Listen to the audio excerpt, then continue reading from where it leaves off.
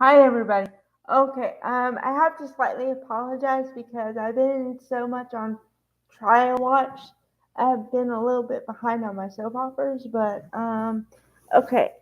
So to give you a little clue about yesterday, I'm gonna try to combine yesterday and today.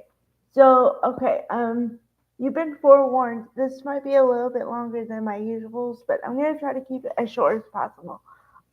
Okay. So let's see. I'm going to start with what I know for sure. Okay, so Tracy and Alan the other day had lunch, and I was kind of confused because I wasn't sure if it was a friendly outing or something else. I keep saying that it might be something else because the way they relate to each other, and he seems to understand her in a way that most people don't. So I could see something happening there. Okay. Yesterday.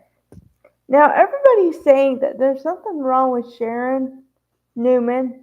Um, because apparently, although I missed it, um, she is on meds for bipolar, I guess.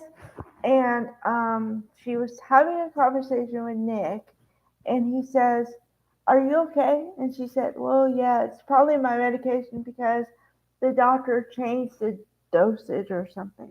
I don't know. Or a new medication or something." So everybody's saying that she's a little off. And I didn't really equate anything to it yet until yesterday.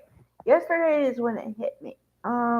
Okay, so to catch you guys up, Faith Newman is back in town. I don't know how long that's been going on. I feel like she just was kind of dropped back in. Um, that happens a lot when kid actors get soap opera aged. You know, I've seen it a lot of times. You'll go Friday with a kid, come back Monday, it's a teenager overnight. So I think that's what happened here because the last Faith, the last character who played Faith was a blonde girl, like teenager.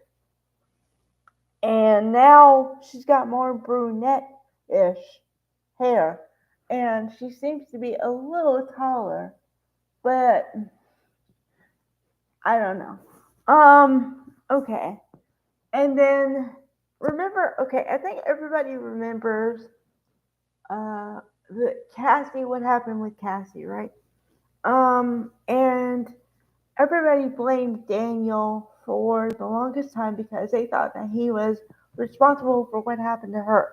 Come out later that she was the one who was, you know, um, involved, uh, the main one involved with driving under the influence, which is kind of funny because I'm kind of talking about it in the case, but anyway. Okay. So, that all came out. Remember that. Okay, so now Sharon Sharon was seeing Daniel and Heather with Lucy, right?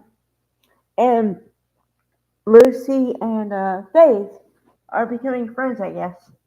And Sharon, it seems like she had a flashback because she's standing there, and then it goes to black and white, and it goes back to like I don't know, whenever the Cassie thing happened, I don't know exactly, okay, but a long time ago, because you can see it's the same character, but with the hair like he had it when he was younger. I know it's him younger. I just know it is because that was when I was watching YNR every day. Um, so I was saying to myself, why is she having a flashback like that? And I don't know. With her character and the timeline, I would say it has to be something with the Mets, I guess, again. But I wish they would get to the point. Okay, number one, I want them to get to the point. Number two, I don't think it's really necessary for Sharon to have an issue because on the campus right now, you have an adult with DID, okay? And then you also have a child with childhood or whatever OCD. OCD, but for younger kids, okay? So you got two mental health storylines going at the same time. I don't really think you need three stories. I mean, I'm all for, you know, activism and talking about it, but there becomes a point when it's like, all right, I got it. So I don't know. But then again, I haven't honestly been behind a lot of the storylines for Sharon Case, because I really feel like they're underutilizing her talents, and I felt like this for a while now, honestly. Because ever since they put her in that Crimson Lights as the owner, I don't like it because they don't really use her. I mean, now she's a mom, and that's great to be a mom. I'm not saying that, but they're not showing the depth of her character at all. I mean, she hasn't had a relationship in 2 years, 3 years.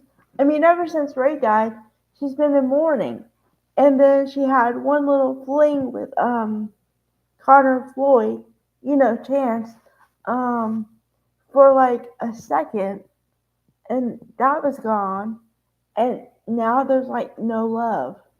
And so it's just I don't like it because if you want to promote people aging gracefully and everything, then you need to show a full-fledged character who's a little older in age having a full life, in my opinion. So, all right, bye everybody.